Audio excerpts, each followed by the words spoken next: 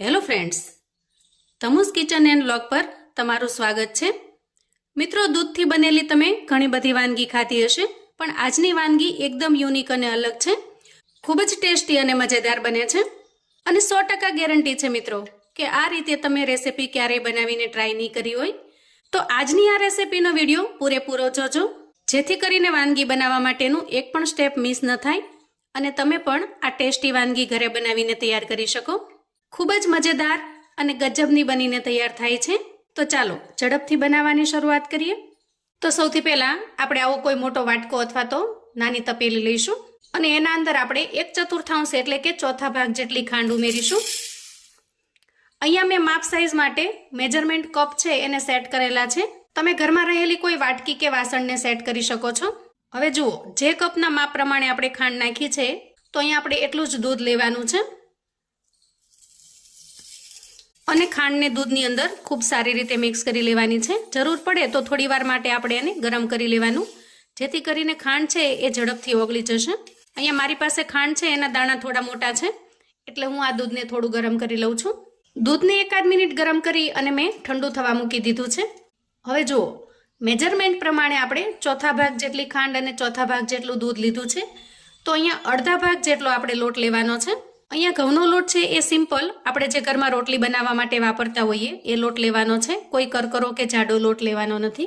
હવે અડધા કપ ઘઉંના લોટની સામે અડધો કપ આપણે રવો લઈશું।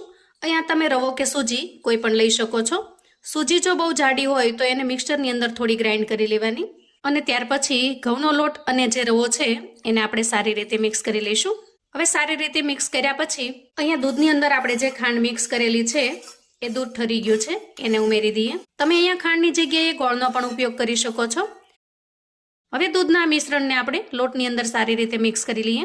થોડી જરૂર જણાય તો આપણે થોડું વધારાનું દૂધ ઉમેરીએ। તો ફરી આપણે 1/4 ભાગ જેટલું દૂધ લઈશું અને એમાંથી જરૂરિયાત મુજબ ઉમેરીશું અને દૂધને મિક્સ કરતા જઈએ। તો જુઓ, અહીંયા થોડું થોડું કરતાં ફરી મેં 1/4 કપ જેટલું દૂધ અંદર ઉમેર્યું છે, એટલે દૂધની ક્વોન્ટિટી જોઈએ તો લગભગ અડધા કપ જેટલી જોઈએ છે, પણ આપણે શરૂઆતથી દૂધ થોડું ઓછું લીધેલું, કેમ કે એક સાથે જો નાખી દઈએ તો મિશ્રણ વધારે પડતું ઢીલું થઈ જાય। અહીંયા જે બેટર છે એની કન્સિસ્ટન્સી સરસ રીતે તૈયાર થઈ ગઈ છે। હવે આ બેટરની અંદર આપણે થોડા મસાલા ઉમેરીશું। સૌથી પહેલા અહીંયા 1 ચમચી જેટલા તલ ઉમેરીશું, સફેદ તલ, 1 ચમચી જેટલી વરિયાળી ઉમેરીશું। 3 થી 4 નંગ બદામને મેં આ રીતે ઝીણી ઝીણી સમારી લીધી છે કટકામાં, એને ઉમેરી દઈએ। બદામ નાખવી ઓપ્શનલ છે, તમે એને સ્કીપ પણ કરી શકો છો। અને થોડું ઝીણું નાળિયેરનું ખમણ, મારી પાસે નાળિયેરનું ખમણ અવેલેબલ છે એટલે હું ઉમેરું છું, કેમ કે આનાથી રેસીપીનો ટેસ્ટ ખૂબ જ મસ્ત બનીને તૈયાર થશે। તો મને ખૂબ જાજુ ભાવે નાળિયેરનું ખમણ, એટલે મેં જાજુ લીધું છે। તમે આનાથી અડધું પણ લઈ શકો છો અથવા તો સ્કીપ પણ કરી શકો છો। અને 1 ચમચી જેટલો આપણે અહીંયા મિલ્ક પાવડર ઉમેરીશું। એકદમ ક્રીમી અને ખૂબ જ મસ્ત એવી રેસીપી તૈયાર થાય છે મિલ્ક પાવડરથી, પણ આ બધી જ વસ્તુ ઓપ્શનલ છે। તમને જે ફાવે એ તમે ઉમેરી શકો છો અને તમને જે ન ફાવે એને તમે સ્કીપ પણ કરી શકો છો। હવે આપણે આ બધી જ વસ્તુને સારી રીતે મિક્સ કરી લઈશું। તો તમે જુઓ, અહીંયા મિશ્રણ થોડું ઘાટું બન્યું છે। હજી આમાં રવો ઉમેરેલો છે એ રવો ફૂલશે એમ મિશ્રણ ઘાટું થતું જશે। આ રીતે એકદમ સરસ રીતે મિક્સ કરી લીધા પછી આપણે મિશ્રણને ઢાંકી અને 5 મિનિટ રેસ્ટ થવા દઈએ, જેથી કરીને આપણે એના અંદર જે રવો મિક્સ કરેલો છે એ સારી રીતે ફૂલી જાય અને પછી આપણે બેટરની કન્સિસ્ટન્સીને બેલેન્સ કરી લઈશું। હવે અંદાજે 4 થી 5 મિનિટ જેટલો સમય થયો છે, આપણે બેટરને ચેક કરી લઈએ। અહીંયા બેટર થોડું ઘાટું બન્યું છે, કેમ કે રવો અંદર સારી રીતે ફૂલી ગયો છે। આ સ્ટેજે હું 1 ચમચી જેટલું ચોખ્ખું ઘી ઉમેરું છું। અહીંયા તમે ઘીની જગ્યાએ તેલનો પણ ઉપયોગ કરી શકો છો અને અહીંયા જે ઘઉંનો લોટ લીધેલો છે એની જગ્યાએ તમે મેંદાનો લોટ પણ લઈ શકો છો, પણ આપણે એકદમ હેલ્ધી અને સાથે સાથે ટેસ્ટી રેસીપી બનાવીશું। જુઓ, અહીંયા ઘી ઉમેર્યા પછી આપણું મિશ્રણ છે એ થોડું ઢીલું થયું છે। હવે અંદાજે 2 ચમચી જેટલું દૂધ નાખી અને આપણે બેટરને સરસ રીતે સેટ કરી લઈએ। તો અહીંયા ફરી થોડું દૂધ ઉમેરતા બેટર છે એ આ રીતે બન્યું છે। એકદમ આસાનીથી નીચે પડી ન જાય, એટલે કે બહુ ઢીલું પણ નથી અને સાવ કઠણ પણ નથી। હવે બેટરને આપણે ખૂબ સારી રીતે ફેંટી લઈએ, અંદાજે 2 મિનિટ સુધી સારી રીતે ફેંટી લઈએ। હવે અહીંયા આપણું બેટર એકદમ સરસ પરફેક્ટ તૈયાર છે। હવે આ સ્ટેજે આપણે અડધી ચમચી જેટલા બેકિંગ સોડા લીધા છે, એટલે કે જે ખાવાના મીઠા સોડા આવે છે એ લીધા છે। તમે અહીંયા ઈનોનો પણ ઉપયોગ કરી શકો છો, પણ ખાસ કરીને આ રેસીપીમાં બેકિંગ સોડા છે એ વધારે સારું રિઝલ્ટ આપશે. હવે થોડું અમથું એકાદ ચમચી જેટલું એના પર દૂધ ઉમેરી દઈએ અને સારી રીતે મિક્સ કરી લઈએ. બેકિંગ સોડા ઉમેર્યા પછી પણ આપણે ખૂબ સારી રીતે ફેંટી લઈશું. જુઓ, આ રીતે મેં બીજી વખત પણ ખૂબ સરસ રીતે ફેંટી લીધું છે. હવે આપણે આ રીતે એક ખાલી ગ્લાસ લઈશું અને આ રીતે એક પ્લાસ્ટિક બેગ લઈશું. એની પાછળની જે કિનારી છે એને આપણે વધારાની હોય એને કાપી લેવાની અને પછી બેગને આપણે આ રીતે ગ્લાસની અંદર સેટ કરી દઈશું અને ત્યાર પછી આપણે એમાં બેટર ભરીશું. નાસ્તાની આજે હું તમને બે રીત બતાવું છું. એક આપણે આ રીતે પાઇપિંગ બેગની જેમ ભરીને બનાવીશું અને બીજો નાસ્તો આપણે ચમચાની મદદથી બનાવીશું. તો અહીંયા મોટાભાગનું બેટર મેં બેગની અંદર ટ્રાન્સફર કર્યું છે અને થોડો બીજી રીતનો નાસ્તો બનાવવા માટે બેટરને અહીંયા બચાવીને રાખેલું છે. હવે બેટર ભરેલી બેગને આપણે ગ્લાસમાંથી બહાર કાઢી લઈશું. તો આમ કરવાથી તમે એકદમ સરસ પાઇપિંગ બેગની જેમ જ મિશ્રણ ભરી શકો છો અને અહીંયા આપણે રબર બેન્ડ લગાવી દઈશું. આ રીતે આપણે પાઇપિંગ બેગની જેમ મિશ્રણ ભરીને તૈયાર કરી લીધું છે. હવે આપણે અહીંયા થોડો કટ લગાવી દેવાનો. કટ છે એ થોડો મોટો લગાવવાનો. આપણે જે સેવ બનાવીએ એટલો બધો ઝીણો નહીં, પણ થોડા મોટા ગાંઠિયા બનાવીએ એ રીતનો અહીંયા કટ લગાવી દેવાનો.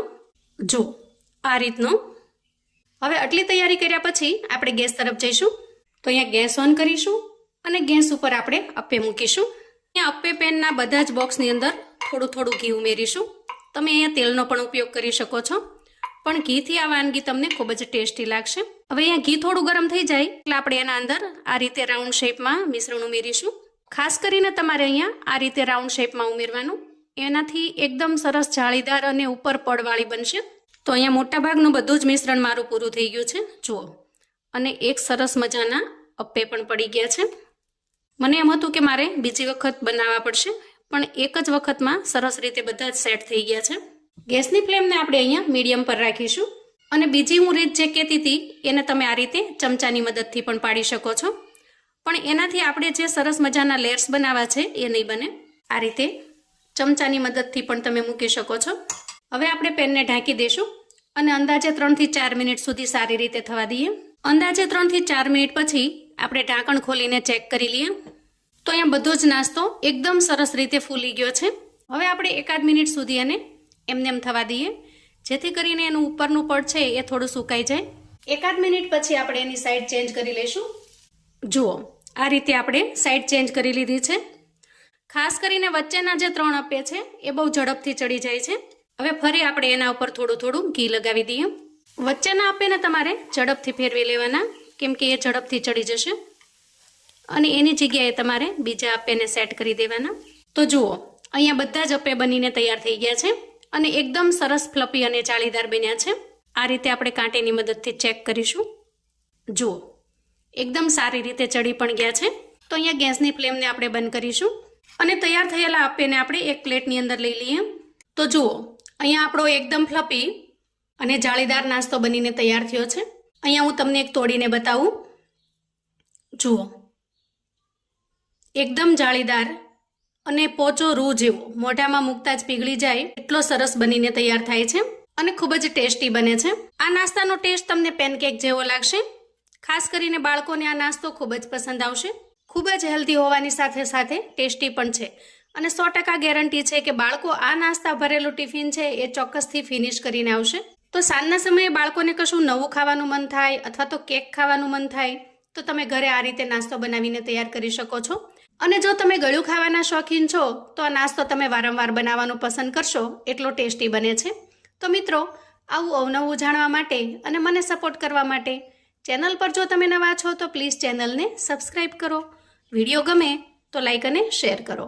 તમારા સગા સંબંધી મિત્રોને પણ આપણી આજની એકદમ ફ્લફી અને જાળીદાર એવા નાસ્તાની રેસિપી ચોક્કસથી મોકલી આપજો, જેથી કરીને એ લોકો પણ બનાવીને તૈયાર કરી શકે, એન્જોય કરી શકે અને એના પરિવારને પીરસી શકે.